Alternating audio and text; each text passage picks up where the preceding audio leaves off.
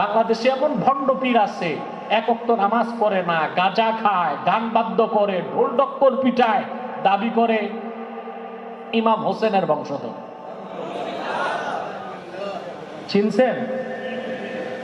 কথা বলে নিশ্চয় আপনাদের চিনার কথা। চট্টগ্রামে এদের উৎপাত বেশি, দেখলে বোঝা যায় এ তো আস্ত শয়তান। এক ওয়াক্ত নামাজ নাই, একতারা, দোতারা, সেতারা, তাম্বুরা, জাম্বুরা এগুলো নিয়ে লাফালাফি করতেছে। আতরের গ্রান নাই, গাজার গন্ধে কাছে যাওয়া যায় না। পর্দার কোনো বালাই নাই, নারী পুরুষ সমানে যাতায়াত করছে, শিরকে আকবার করছে, পীরকে সাজদা করতেছে, মাজারে সাজদা করতেছে। আল্লাহর পবিত্র সত্তার কসম, এইরকম নিকৃষ্ট দুষ্ট দুশ্চরিত্রের মানুষ আহলে বাইতের উত্তরসূরি বংশধর হতে পারে না।